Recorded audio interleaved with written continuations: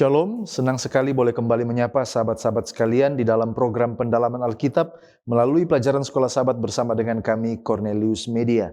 Kita sudah tiba di pelajaran yang ke-10 dengan tema Misi kepada yang belum dijangkau bagian pertama. Saya percaya saudara semakin diberkati ketika telah mempersiapkan sebelum mengikuti program ini dengan telah mempelajari pelajaran Sekolah Sahabat di tempat kita masing-masing. Saya Pendeta Edward Taliwongso, ditemani oleh Pendeta Jerry Mangirongkonda dan Pendeta Widodo Purwanto.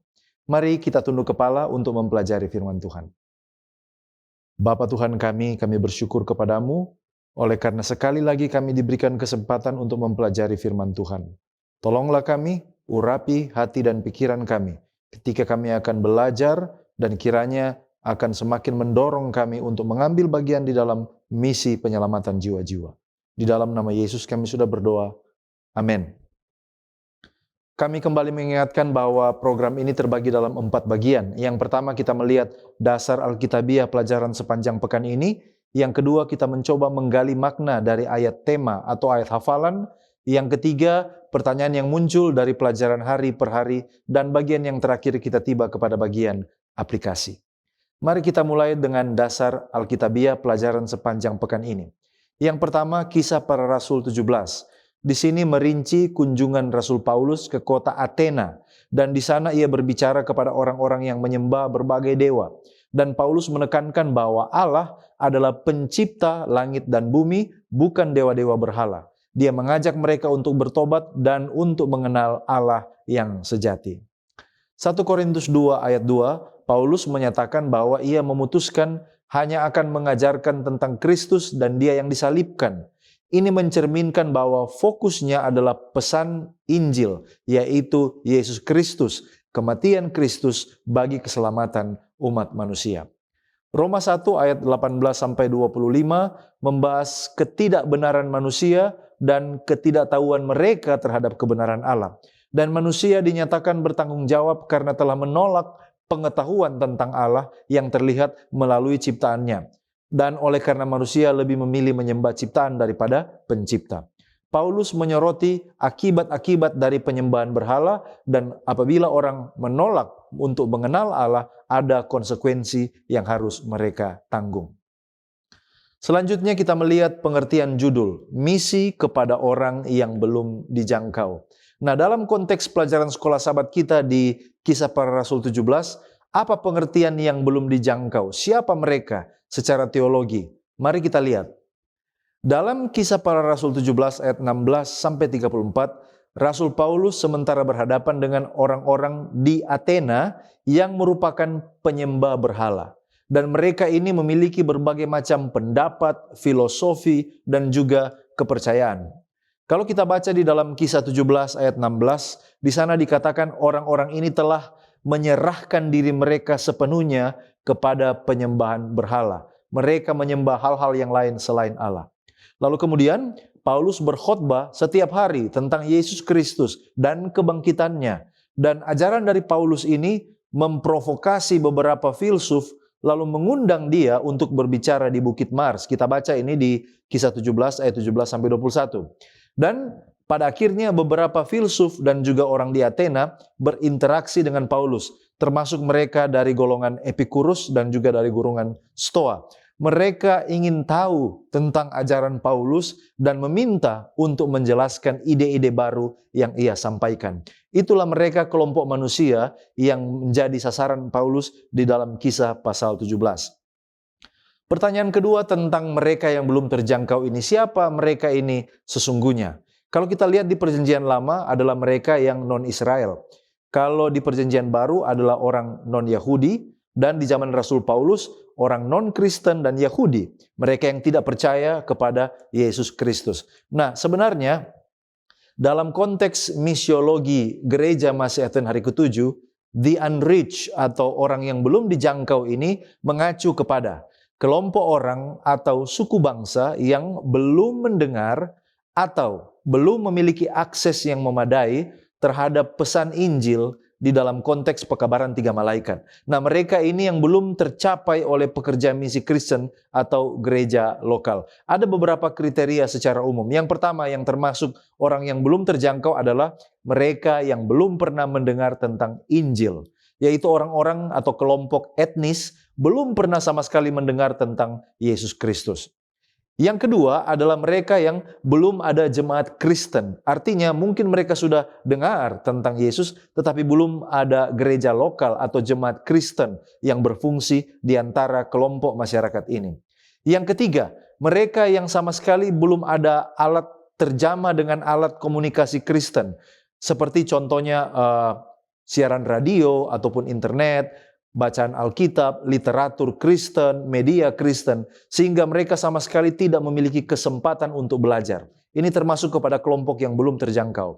Dan yang keempat adalah mereka yang belum merasakan penginjilan aktif. Artinya belum ada usaha penginjilan yang signifikan atau belum ada pekerja misi yang berfokus pada kelompok masyarakat ini. Inilah semua yang termasuk kepada the unreached atau kelompok yang belum dijangkau. Lalu pertanyaan selanjutnya, apa misi dasar yang akan dibawa kepada mereka yang golongan the unreached atau belum terjangkau ini? Ellen White dalam buku Kisah Para Rasul halaman 197 dan 198 mengomentari ayat hafalan. Dia katakan, karena itu di rumah ibadat ia, Paulus, bertukar pikiran dengan orang-orang Yahudi dan orang-orang yang takut akan Allah, dan di pasar setiap hari dengan orang-orang yang dijumpainya di situ. Lalu perhatikan kata-kata berikut. Tetapi pekerjaannya yang terutama di Athena ialah membawa pekabaran keselamatan kepada mereka yang tidak mempunyai pengertian yang cerdas tentang Allah dan tentang maksudnya untuk kepentingan umat yang telah jatuh. Jadi jelas misi yang mendasar yang harus dibawa kepada mereka adalah pekabaran tentang keselamatan bagi mereka yang sama sekali buta terhadap pengetahuan akan keselamatan melalui Yesus Kristus. Baik saudara-saudara, terima kasih pendeta. Puji Tuhan kita boleh bertemu kembali. Sekarang kita datang pada ayat tema yang terdapat dalam Kisah pasal 17 ayat 24. Allah yang telah menjadikan bumi dan segala isinya, Ia yang adalah Tuhan atas langit dan bumi, tidak diam dalam kuil-kuil buatan tangan manusia. Hal yang perlu kita tanyakan dalam ayat ini adalah, apa peristiwa yang ada dalam Kisah pasal 17? Yang kedua, apa latar belakang dari ayat inti Kisah 17 ayat 24 dalam konteks Paulus di Athena? Yang ketiga, apa arti dan maksud dari ayat ini? Saudara-saudara, mari kita lihat latar belakang ayat ini. Kisah pasal 17 adalah cerita perjalanan Paulus yang dimulai dari Tesalonika, Berea, dan berakhir di Athena. Di Tesalonika, Paulus masuk ke rumah ibadat dan menerangkan tentang Mesias, yaitu Yesus yang menderita dan bangkit dari antara orang mati. Mendengar hal itu, beberapa dari orang-orang yang hadir, termasuk orang-orang Yunani yang takut akan Tuhan, dan tidak sedikit perempuan-perempuan terkemuka menjadi percaya. Tetapi peristiwa itu membuat orang-orang Yahudi menjadi iri hati dan menghasut beberapa penjahat dari petualang-petualang di pasar, membuat keributan dan mengacau kota itu dengan menyerbu rumah Yason, dan saat itu pula Paulus dan Silas meninggalkan Tesalonika menuju ke Berea. Di Berea, mereka disambut dengan ramah oleh orang-orang Yahudi yang lebih baik hati daripada yang di Tesalonika. Kenapa? Karena mereka menerima firman dengan kerelaan hati dan setiap hari mereka menyelidiki kitab suci. Namun, kedatangan Paulus dan Silas diketahui oleh orang-orang Yahudi yang di Tesalonika.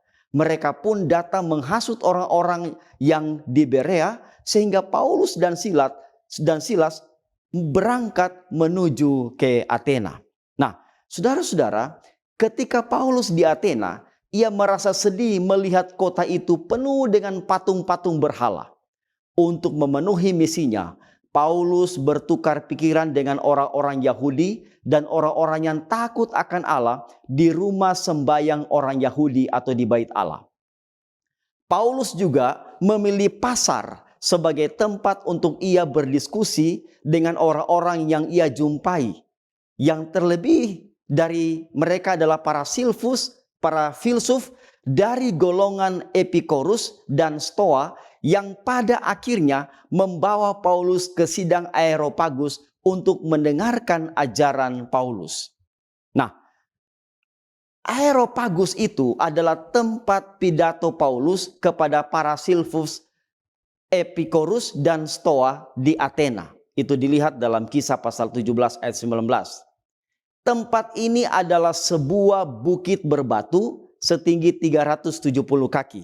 Tidak jauh dari Akropolis dan menghadap ke Agora atau pasar yang ada di Athena. Kata ini juga atau tempat ini juga digunakan untuk menyambut konsili yang awalnya bertemu di bukit ini. Nama ini juga atau tempat ini juga berasal dari Ares, nama Yunani untuk dewa perang yang dikenal oleh bangsa Romawi sebagai Mars. Nah, di hadapan sidang Areopagus, Paulus menunjukkan sikap hormat dengan memberikan pujian kepada mereka dengan mengatakan, "Hai orang-orang Athena, aku lihat bahwa dalam segala hal kamu sangat beribadah kepada dewa-dewa. Sebab ketika aku berjalan-jalan di kotamu dan melihat barang-barang pujaanmu, aku menjumpai juga sebuah mezbah dengan tulisan kepada Allah yang tidak dikenal. Apa yang kamu sembah tanpa mengenalnya, itulah yang aku beritakan kepada kamu." Nah, saudara-saudara, di sini Paulus mengupayakan agar tidak ada pertentangan. Dia berusaha meyakinkan Injil dengan cara mengkontekstualisasikan atau beradaptasi dengan tradisi dan kepercayaan mereka tanpa harus ada sinkretisme. Dari pengalaman Paulus ini di Athena, kita menemukan pelajaran penting bahwa dalam penginjilan perlu bagi kita untuk mengadakan penyesuaian atau beradaptasi, bukan untuk kompromi, tetapi untuk sebagai pintu masuk agar Injil dapat masuk tanpa menimbulkan kecurigaan dan penolakan. Nah, sekarang kita datang pada pertanyaan, apa arti dan maksud dari ayat inti Kisah pasal 17 ayat 24? Seventh Day Adventist Bible Commentary volume 6 halaman 352 mengomentari ayat ini. Di ayat ini Paulus berbicara tentang Allah yang benar, yang disembah dan lebih tinggi dari dewa-dewa orang Athena. Di sini juga Paulus memperkenalkan bahwa Allah adalah pencipta langit dan bumi atau kosmos. Dan inilah yang membedakan dengan ilah-ilah palsu. Dan itu dapat dilihat dalam Yeremia pasal 10 ayat 10 sampai 12. Hal ini juga meyakinkan bahwa Dia adalah Allah pemilik dan penguasa seluruh alam semesta. Itulah sebabnya Dia pencipta, pemilik, penguasa, tidak diam di kuil-kuil buatan manusia. Hal itu dapat dilihat dalam Kisah pasal 7 ayat 48 dan Yohanes 4 ayat 21 sampai ayat 24. Ya, dari pembahasan ayat inti kita berpindah kepada pokok pembahasan penting lain, yaitu seorang Ibrani di Athena.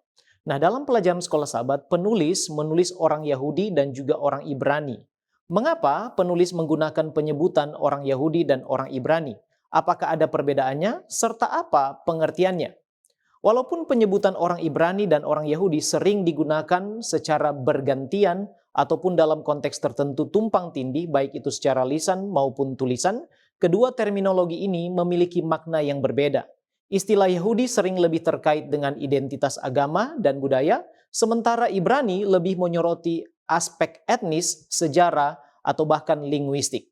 Nah, pengertian istilah orang Ibrani adalah keturunan dari bangsa Ibrani atau orang-orang yang berbicara dalam bahasa Ibrani. Dalam sejarah, istilah ini seringkali mengacu pada keturunan Abraham, leluhur Israel, atau pada periode kuno di mana bahasa Ibrani menjadi bahasa dominan di wilayah tersebut. Kita boleh membandingkannya dengan membaca 2 Korintus pasal 11 ayat yang ke-22. Kemudian, istilah orang Yahudi adalah mereka yang mengikuti agama Yahudi atau yang memiliki ikatan budaya, sejarah, dan tradisi dengan agama Yahudi. Kisah 22 ayat yang ketiga itu adalah perkataan Paulus. Nah, meskipun sebagian besar orang Yahudi memiliki akar sejarah dalam keturunan Ibrani, dalam konteks modern tidak semua orang Ibrani adalah Yahudi dan tidak semua orang Yahudi memiliki keturunan langsung dari Abraham. Nah, sekarang dalam pelajaran ini, siapa orang Ibrani yang dimaksud? Paulus adalah seorang Ibrani yang dimaksud dalam pelajaran sekolah Sabat kita. Dialah yang digerakkan oleh Roh Kudus untuk membawa misi ke kota Athena. Nah, sekarang saat itu sesuai dengan Kisah Para Rasul 17, bagaimanakah kondisi kota Athena, apa kepercayaan dan perilaku penduduknya di sana?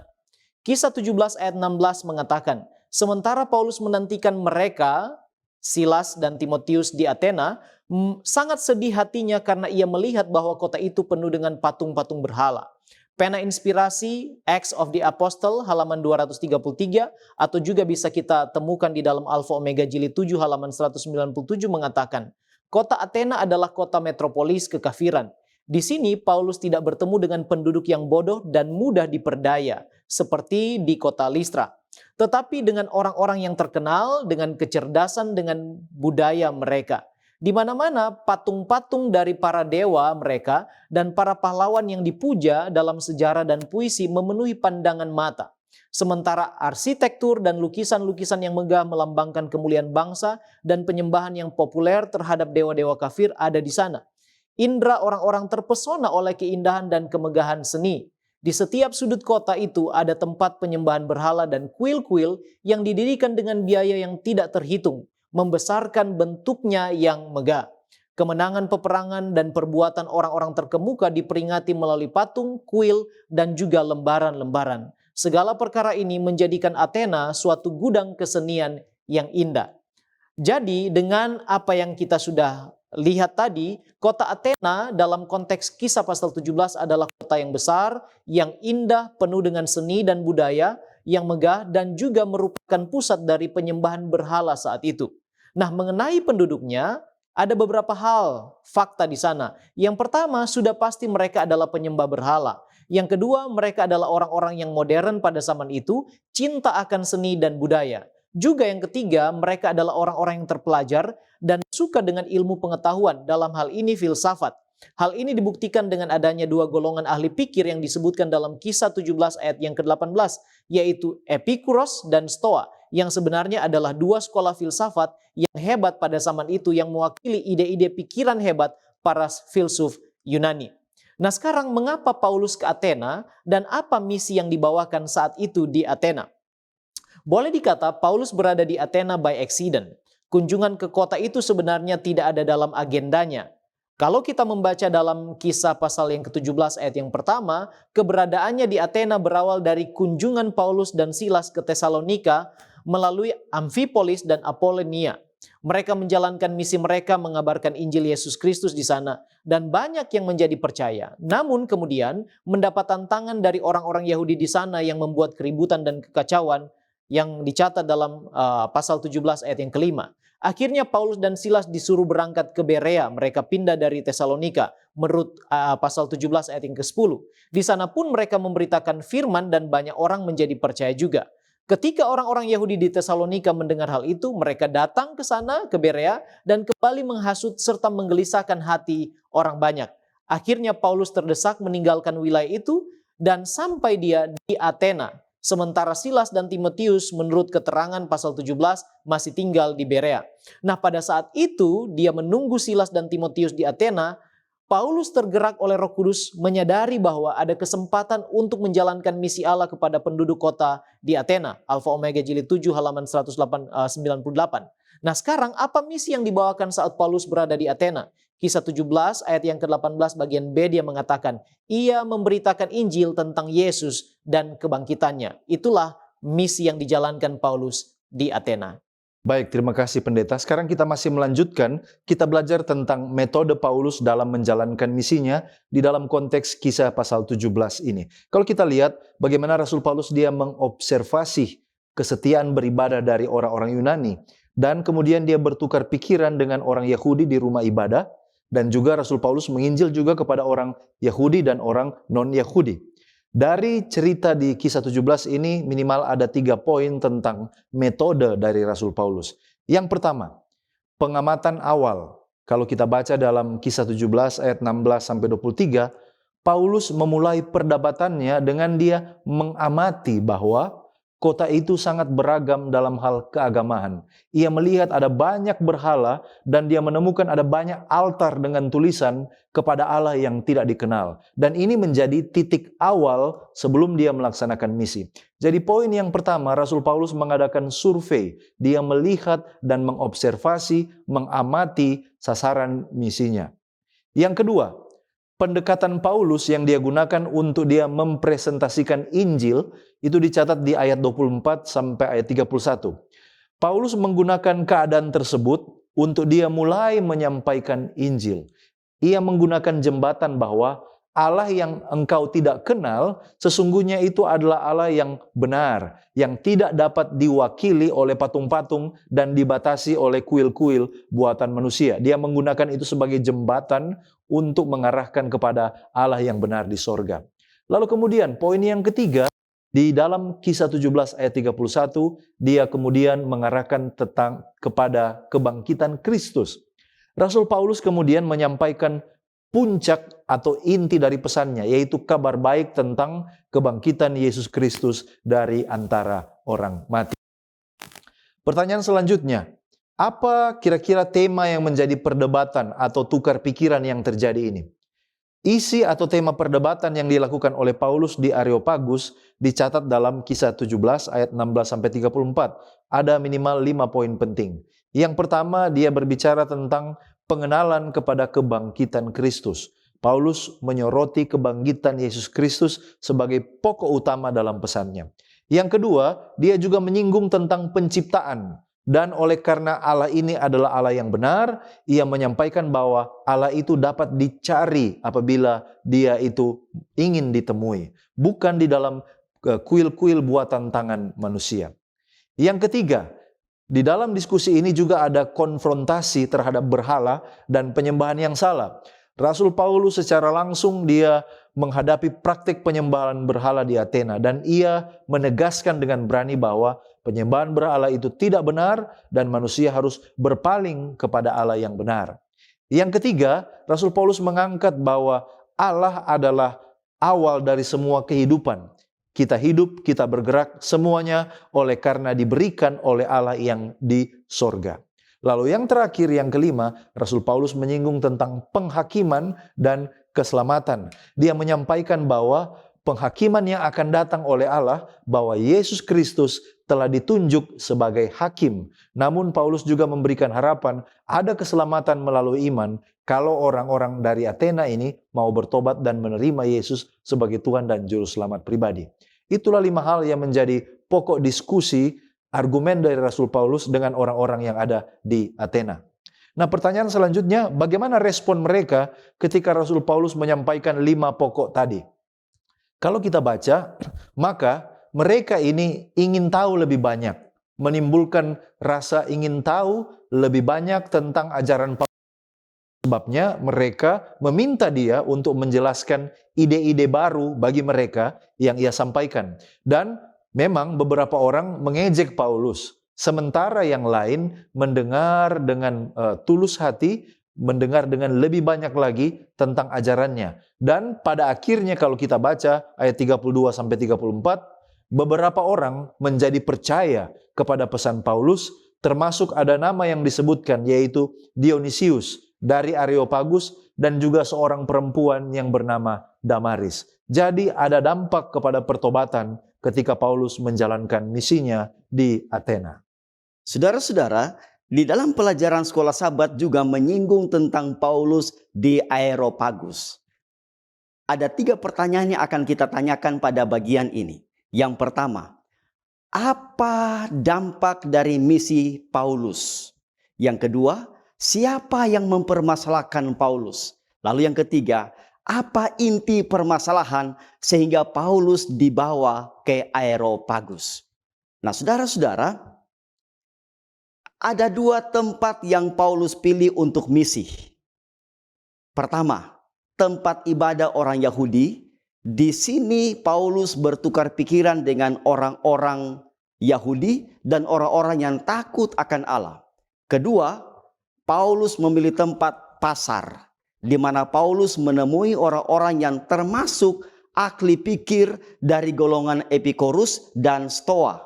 Namun kehadiran Paulus ada juga yang mengatakan bahwa ia adalah peleter. Ada juga yang mengatakan bahwa ia membawa ajaran dewa-dewa asing sebab ia memberitakan Injil tentang Yesus dan kebangkitannya. Nah, tindakan Paulus ini telah mendorong mereka sehingga Paulus dibawa ke Areopagus, tempat khusus untuk mendengar dan memutuskan perkara agama dan sipil. Di ayat 20 dia katakan begini, sebab engkau memperdengarkan kepada kami perkara-perkara yang aneh. Karena itu kami ingin tahu apakah artinya semuanya itu. Jadi dampak dari kehadiran Paulus di Athena adalah orang Athena khususnya yang hadir saat itu telah mendengar langsung dari Paulus tentang dewa yang mereka tidak kenal dan kini diperkenalkan oleh Paulus. Nah, pertanyaan yang kedua adalah siapa yang mempermasalahkan Paulus? Di dalam Kisah pasal 17 ayat 18 dikatakan begini. Dan juga beberapa ahli pikir dari golongan Epikorus dan Stoa bersoal jawab dengan dia. Dan ada yang berkata, apakah yang hendak dikatakan si peleter ini? Nah, golongan Epikorus adalah kelompok penganut materialisme yang secara menyeluruh yang menyatakan bahwa segala sesuatu berasal dari atom atau partikel materi. Semua yang bersifat manusiawi akan kembali menjadi materi saat kematian. Mereka tidak percaya pada takdir. Mereka percaya bahwa dewa akan memberikan rasa tenang, bebas dari rasa takut, dan ketakutan dan kehidupan yang nyaman. Kemudian golongan Stoa adalah penganut paham panteisme yang percaya bahwa prinsip ilahi akan hidup di seluruh alam termasuk pada diri manusia. Inilah kelompok yang mempermasalahkan ajaran Paulus. Nah, pertanyaan yang berikut adalah apa inti masalah sampai Paulus dibawa ke Areopagus? Dalam Kisah pasal 17 ayat 18 dikatakan di situ, dan juga beberapa ahli pikir dari golongan Epikorus dan Stoa bersoal jawab dengan dia, dan ada yang berkata, apakah yang hendak dikatakan si peleter ini? Tetapi yang lain berkata, rupa-rupanya ia adalah pemberita ajaran dewa-dewa asing, sebab ia memberitakan Injil tentang Yesus dan tentang kebangkitannya. Di ayat 19, lalu mereka membawanya menghadap sidang Areopagus dan mengatakan, boleh kami tahu ajaran baru mana yang kau ajarkan ini? Inti masalah karena Paulus memberitakan Injil tentang kebangkitan Yesus yang bagi orang Athena hal itu adalah asing. Mereka penasaran, ingin tahu siapa ilah atau Allah yang tidak mereka kenal itu, dan sementara disampaikan oleh Paulus kepada mereka. Ya, melanjutkan pembahasan kita tentang Paulus di Areopagus, apa yang Paulus jelaskan tentang ajaran yang dia bawakan dalam sidang Areopagus? Kalau kita melihat Kisah pasal 17 ayat 23 sampai 31, maka kita boleh melihat Paulus berdiri di atas Areopagus dan menyampaikan paling tidak 3 hal utama dari pengajarannya.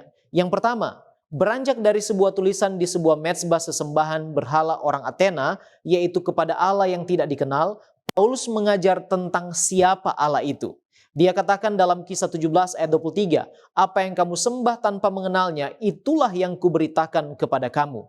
Allah itu yang diajarkan Paulus adalah pencipta, Dia adalah Tuhan atas langit dan bumi. Dia tidak berdiam dalam kuil-kuil buatan tangan manusia. Dialah sang pemberi nafas dan hidup, serta segala sesuatu berasal dari Dia. Di dalam Dialah ada kehidupan, dan Dia yang menjadikan manusia yang kemudian bangsa-bangsa mendiami bumi. Dia yang menentukan waktu dan musim serta batas-batas kediaman manusia.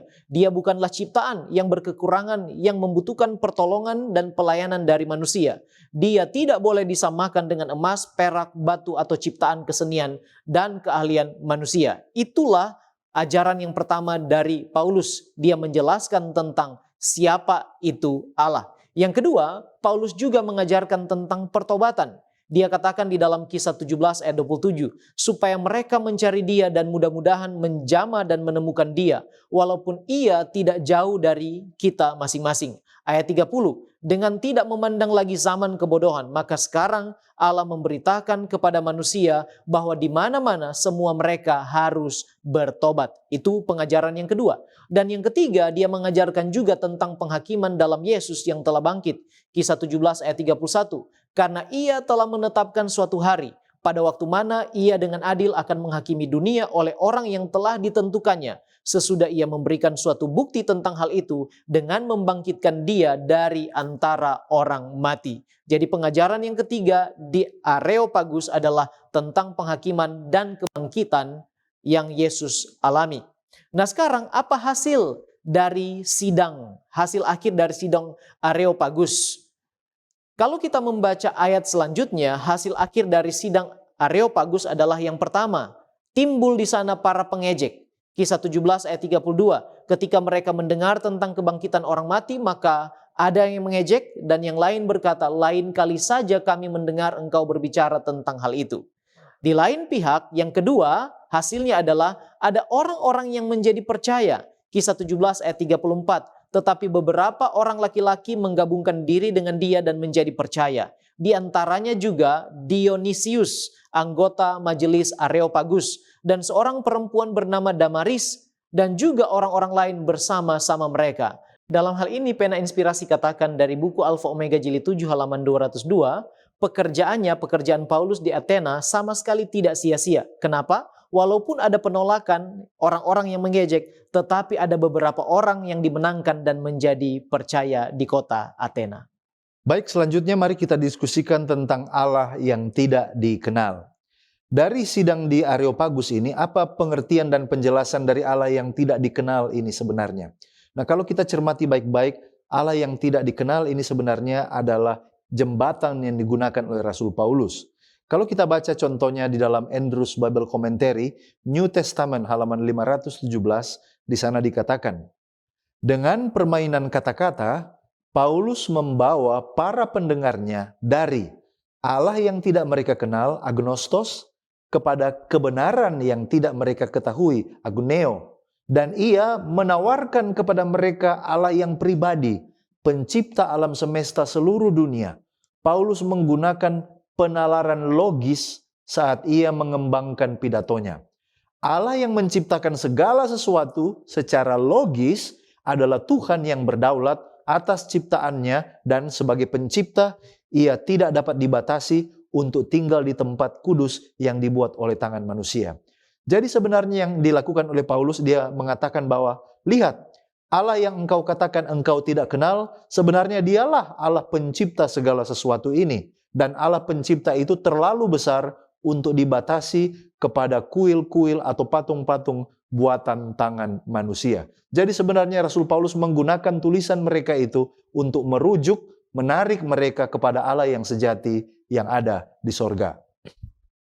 Mengapa Paulus, kalau kita lihat, mempresentasikan ajarannya dengan memuji dulu kesalehan orang-orang di Athena di dalam penyembahan mereka atau kepercayaan mereka itu. Minimal ada 4 poin yang kita bisa ambil tentang teknik daripada Rasul Paulus ketika dia menyampaikan argumentasinya.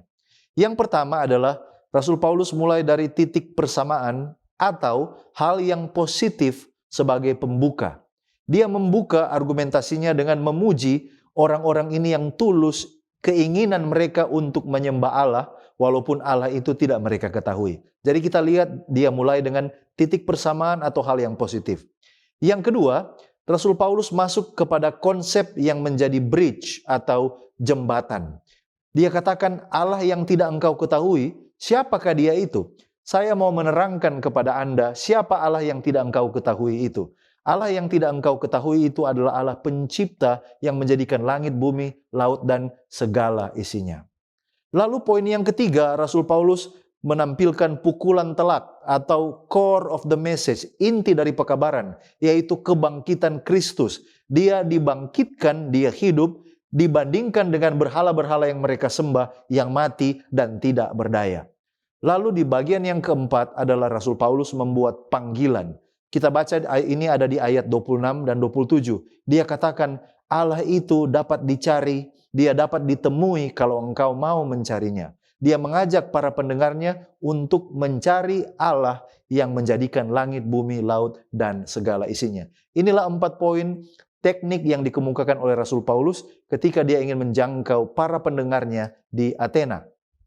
Kalau kita baca dalam Kisah 17 ayat 26, di sana dikatakan, dari satu orang saja, ia telah menjadikan semua bangsa dan umat manusia untuk mendiami seluruh muka bumi. Dan ia telah menentukan musim-musim bagi mereka dan batas-batas kediaman mereka. Supaya mereka mencari dia dan mudah-mudahan menjamah dan menemukan dia. Walaupun dia katakan Allah itu ia tidak jauh dari kita masing-masing.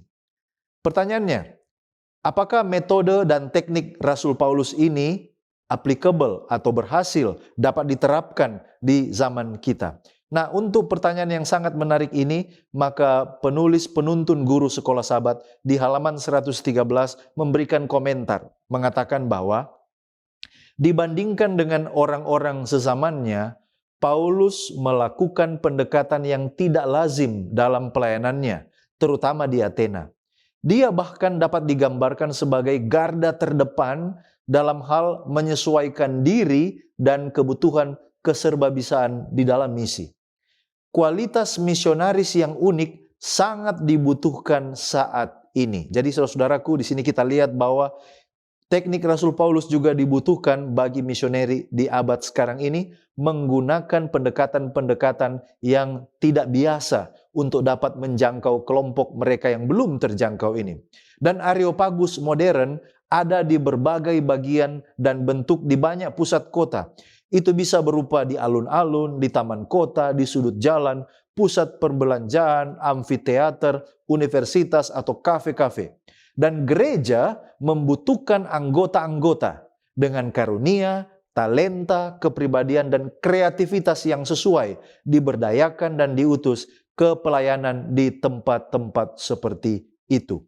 Jadi benar, apa yang dilakukan oleh Rasul Paulus dapat diaplikasikan kepada zaman kita sekarang ini, pendekatan yang non-tradisional untuk menjangkau mereka yang belum terjangkau itu, sehingga cara-cara baru dalam memberitakan Injil dapat disampaikan untuk menjangkau mereka yang belum terjangkau itu. Saudara-saudara, dalam pelajaran sekolah Sabat kita juga menyinggung mengenai Allah yang baru. Nah, apa dasar dari orang-orang yang tidak terjangkau seperti Yunani dan Athena menerima kepercayaan Paulus? Bila dirujuk dari Kisah pasal 17 ayat 24 sampai 27, Paulus sedang memperkenalkan Allah pencipta yang tidak tinggal di sebuah kuil dan tidak membutuhkan apa-apa dari manusia.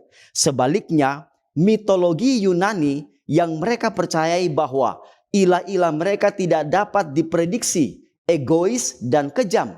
Sedangkan Allah yang diperkenalkan Paulus adalah Allah yang penuh dengan kasih dan dapat mereka kenal. Nah, pertanyaan, ketika Paulus berhadapan dengan para pendengar khususnya di Areopagus, mereka takjub dengan pembicaraan dan pengetahuan Paulus. Apakah itu karena ketangkasannya Paulus atau karena peran Roh Kudus ada di sana? Saudara-saudara, Ellen G. White dalam Prophets and Kings dia saksikan dengan kata-kata yang sangat indah dan penuh kelembutan. Rasul Paulus menjelaskan kepada orang-orang bijak di Athena tentang tujuan ilahi dalam penciptaan dan pembagian ras-ras dan bangsa-bangsa.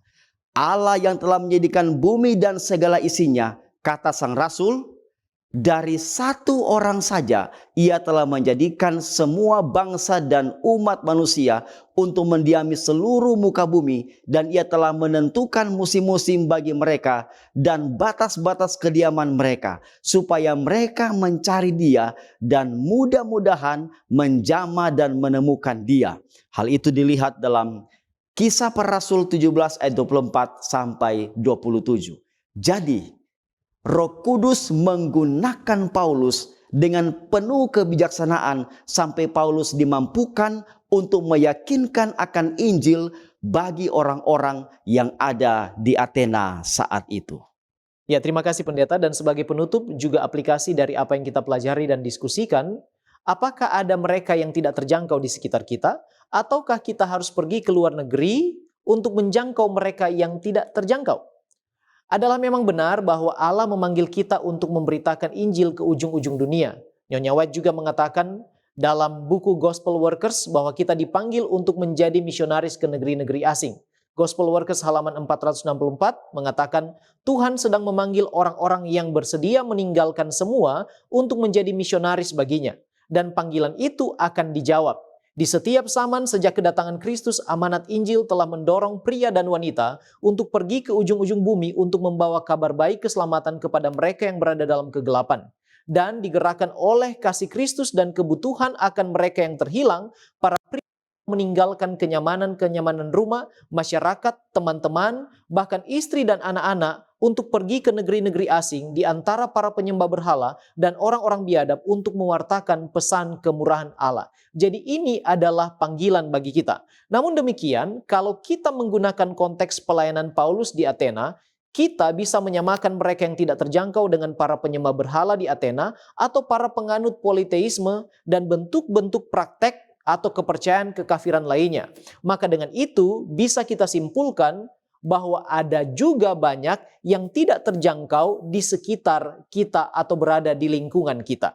Richard Green dalam sebuah artikel yang ditulisnya di Ministry Magazine dengan judul Aim a Saving Bridge mengatakan bahwa di daerah asing, hambatan geografis seperti gunung dan sungai, hambatan budaya dan bahasa, serta keterbatasan dana seringkali menghalangi para penginjil dan misionaris. Sayangnya dia katakan, kesulitan-kesulitan yang sama seringkali menghalangi pesan untuk menjangkau orang-orang di sini, di halaman belakang gereja kita. Kalau kita tergerak dan ada kesempatan yang Tuhan percayakan, kita bisa diutus untuk pergi ke berbagai wilayah yang tidak atau belum terjangkau. Itu mungkin berada di pulau yang lain atau bahkan di negara yang lain. Namun jangan dilupakan juga bahwa mereka yang menyembah Allah dengan tidak benar, atau mereka memiliki praktek-praktek keagamaan yang tidak sesuai dengan firman Allah, atau mereka yang dengan keras tidak menjalankan kebenaran dan Injil, mereka pun berada di sekitar kita dan mereka bisa kita kategorikan sebagai orang-orang yang belum terjangkau yang berada di belakang gereja kita. Ministry of Healing halaman 287 mengatakan, di samping pintu-pintu kita sendiri dan di negeri-negeri asing, orang-orang kafir tidak diajar dan tidak diselamatkan, dan ini menjadi tanggung jawab dalam panggilan kita. Nah sekarang, apa yang harus kita lakukan untuk menjalankan misi kepada yang tidak terjangkau? Apakah misi ini untuk yang tidak terjangkau ini adalah misi untuk semua orang percaya atau hanya sebagian saja? Dan bagaimana kalau kita tidak mampu atau sanggup melakukan karena berbagai keterbatasan? Misi kepada yang tidak terjangkau ini adalah sebuah misi kepada semua orang percaya. Sebab semua kita yang lahir sebagai orang Kristen, Nyonya White katakan dilahirkan sebagai seorang misionaris. Allah lah yang tahu segala karunia, kemampuan, talenta kita, sebab dialah yang memberikan semua itu menurut ukuran kasih-Nya yang besar kepada masing-masing kita. Artinya Allah tahu siapa-siapa yang bisa dan mampu menjalankan misi kepada mereka yang tidak terjangkau. Namun beban itu adalah menjadi beban bagi semua orang percaya termasuk saya dan saudara sekalian.